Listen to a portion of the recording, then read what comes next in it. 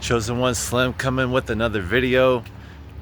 So I want to share my experience as a chosen one going down this gnosis journey, you know, a journey that will never end, never stop.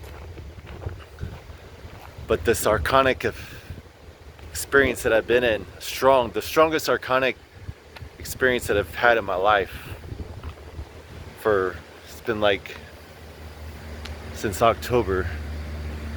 No, a little later. I'll just say all of 26. Definitely say all of 26. Definitely. I remember coming back home from Mexico in December. All of January, February, March. Now it's what, April? Wow. I say strongest of my life because that's many months to where I haven't slept well. And the biggest thing that I'm dealing with is this right here. Right here. In this area. At night especially. And especially, you know, I would say, you know, I'm not trying to be weird about the 3 o'clock thing. But yeah, around the 3 o'clock hour. After 3 o'clock for sure. Not always exactly, but it's after 3. I've been in the 3 o'clock hour, 4 o'clock hour, you know, and it doesn't matter what time I go to sleep. But what it is these archons know exactly what's going on. They know where I'm at in my life. They know my position. They know I'm spread thin. They know I'm in like if there was going to be a weak link in my life, this would be the weakest link. This season of my life, let's just say the season's like a link, like a chain link. This would be the weakest link because I'm probably the thinnest in every area of my life. Like my family, you know, we're spread apart. My wife and 3 boys, because we're being destroyed, systematically destroyed through political bureaucracy that we got stuck in for the past 16, 17 years now through the immigration process of the United States and Mexico. And yeah, it just has sucked our energy. The archonic systems, they suck your energy dry, you know. And everything here is part of the archon system. Everything's a trap to this material world. It's all meant to lure us in and make us think this is our world. Like I need to go get a title and a degree and go live and work my life away in these buildings, you know, and think that's who I am. But yeah, anyways, yeah, it's like a fearful type of feeling, though I know it's not me. It's an energetic thing, you know, and it is very hard, very, very challenging this past month. That's why I didn't even post for the past month, because I've been working through it, separating myself from those thoughts and that energy and that feeling. And it would lift. The feeling does lift when I get up, I go outside and move around a little bit. It takes me a little bit. I have to breathe, to collect my mind, and yeah, remember who I am and proclaim. And I don't just say, I know who I am. That's the thing, I know who I am. I don't believe who I am. I know who I am. There's not a doubt. In fact, I've known who I am for a long time. But the gnosis journey, and really, it's a paradigm shift in the way of thinking. Because you need to, that's the very point of Gnosticism, is knowing exactly who you are all the time and letting that be the number one thing. Because the second you forget who you are, that's the problem. You start believing and waiting and hoping and being a victim. But when you know who you are, you separate yourself from your circumstances, from your story, from who you think you are, your body, your mind, your emotions, your experiences. The bad things that happen to you, the good things that happen to you. You know, when people die and they say, oh, he did this, he did that, well, that wasn't who he was at all. You know, most times we never knew who that person was, because they never knew who they were, you know? So yeah, and these fears, they know what it is in my life. They know that I'm like scared. I am not, but my emotions that I separate myself from, that I learn to hold and examine and just feel out, and don't be afraid of them. But yes, I'm not gonna deny that inside my emotions, inside my, yeah, that you know, I know I got a long process to go through, and it sucks. I've been through it for 17 years, and it was harder all these years, but it's gotten easier the past couple years. Not easy, but easier, just because you have to. I've been developing the strong, hardness, not hard a heart, a hard heart, a hard mind, but just, you know, you get beat up and you get back up. What doesn't kill you makes you stronger, type of thing, you know. And yes, man, I hurt, so I have a ton of pain, but that's not me. My pain is like, yeah, I miss my wife. I signed up to be married. I don't eat well because I signed up. My wife is the best cook in the world. We've been married almost 22 years, and I'm so used to it. I don't even know how to function in a kitchen really, though I know I can anything I put my mind to, but I don't have a kitchen right now. I'm like kind of mobile. Like, I'll share my story as we go, but I'm just saying, like, I miss my 5-year-old and my 14-year-old that has only completed 1 year of school and is in the streets of Mexico because our life is so unstable, you know, because of the process we've been going through with this immigration stuff. It has literally destroyed us.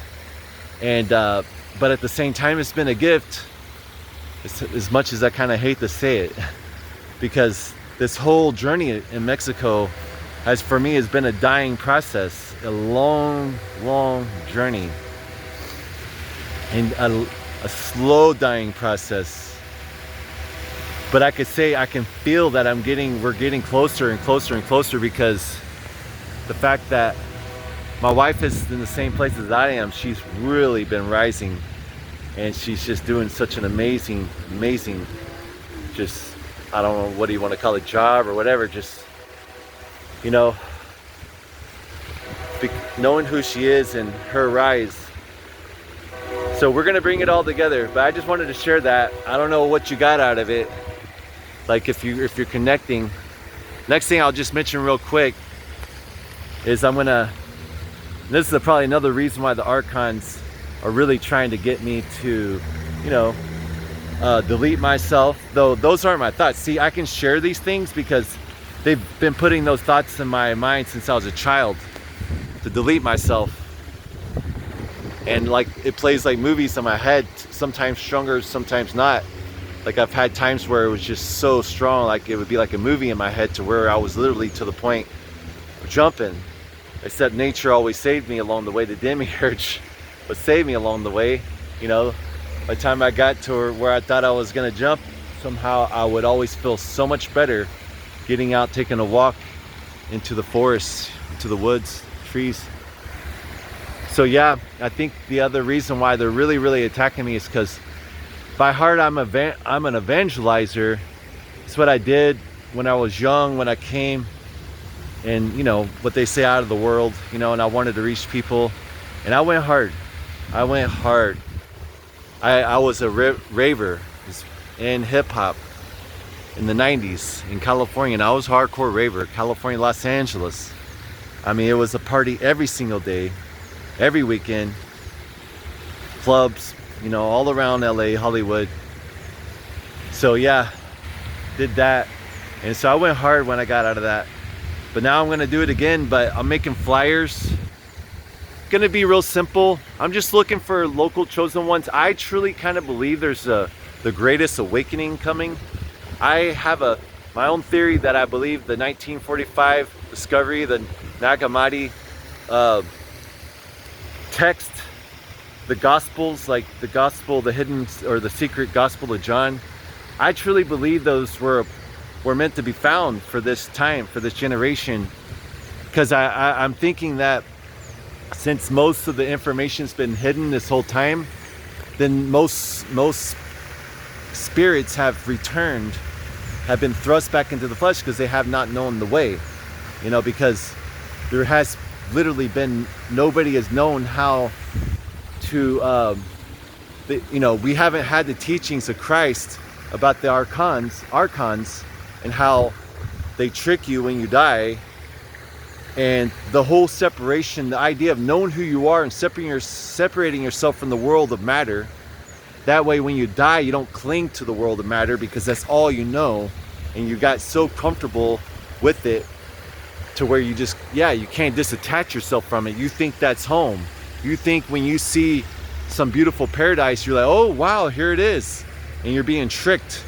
You know, you'll be thrust back into the flesh because you don't know who you are, and the archons recognize that. They're like, hey, doesn't know who he is, so let's get him. You know, we need this energy. You know, we'll keep him in the loop, we'll keep him in the down on the earth. So yeah, now I want to evangelize and basically just put on a flyer with a few questions for people. Hey, for those ones that are, maybe you believe you're chosen, maybe you go to church and you just always feel like something's missing. You ask questions all the time and you get hated on or told not to ask, or, you know, you try to talk to your pastors about things, about Bibles, about texts, about translations. I mean, you're wanting to test every spirit, like it says in the Bible, what they call the canon Bible. You want to test everything. But yeah, but people hate on you when you do that, you know? And so, like tithing, I mean, I believe that's the Archon system sucking your freaking energy, 10% of your life. It's like, who else? I mean, those are all false doctrines. All those people preaching those seed time harvests, I mean, look at them. They're all been busted anyways. Kenneth Copeland, Creflo Dollar, I mean, Benny Hinn. I mean, I grew up under these ministries as a child, and then I went to their schools as well as a once I left the world, I went to Texas Bible Institute, Kenneth Copeland style place. Whew. The false Holy Spirit movement of the 90s, I experienced that. Here in Texas, I'm in Texas right now. It was what's his name, from Florida, and it started in Toronto Blessing, the Holy Spirit, what's it, Rodney Howard Brown. Woo! Pretty sure Masonic 33rd degree Mason. I studied a lot of that, and I put all the names together, and I truly believe all that false Holy Spirit movement in the 1990s, whew, truly fake. You know, people shaking, falling over, gold manifestation, not real at all. Not real. Fake, but strong and powerful. I mean, I'm not saying the energy wasn't fake, the energy's real, but what I mean, it was false. That's the word, the false Holy Spirit movement. I believe the real Holy Spirit movement is Sophia revealing the Nag Hammadi text and letting us know the truth of who we are from beginning to end, the story, not giving us a bunch of jargon in a thick ass book like that and making us have to, like, you know, it's not, Christ made it easy, you know? It's like, he's a real G. He's like, man, I ain't trying to withhold information from you. I'm trying to empower you because you are the I am, you know? We're all connected, we're all one. You know, there's no reason to withhold information from someone who has everything and does have no needs, doesn't need us to bow down and worship him because they're already fulfilled, you know? So, I mean, we praise because that comes from our heart. We want to, but to worship, that's like another thing. You know, I think only false gods, I think worship is just for false gods, because why would you want to be worshipped if you're the real deal? You don't need it. You just, because you're fulfilled. All your needs are met. And you never had a need to be met in the first place. All right, well, I'm going to shut it down. But that's my plan. I'm going to bring you guys along the journey. Make sure to hit the subscribe, hit the like. I'm not doing this for quantity. I'm doing it for quality. Because, you know, many are called, few are chosen. So, and few will find this path. You know, but like I said, I believe maybe there's the greatest awakening because no one has been able to escape anyways. And now with AI and the rise of technology, looks like we're not going to have humans very long. It's going to be more artificial type stuff. Therefore, maybe there's not a place for spirits to return to, so there needs to be a great awakening. Therefore, the Nag Hammadi texts are there for us. And therefore, all these disgruntled Christians and people from religions around the world seeking truth will finally find it. It'll be very simple for them to find who they are, you know, and separate from the matter, from the demiurge, and rise to the monad, you know, to the pleroma. And maybe if there's a great collective conscience rising, we will shatter the universe, literally shatter the demiurge. I believe it could happen because the power of the monad collected, and we choose to rise, we just boom, we blow up freaking everything. Who knows? I mean, I know the people will be like, you're crazy, man. Like, you think you're gonna blow up this planet and the universe? It's like, it's, look at it like a simulation. I mean, once you understand who you are in the monad, I'm not sure if that's part of the plan or not, but I think it could happen. I'm gonna go. Peace, much love. Subscribe, hit the like, and I will catch you in the next one.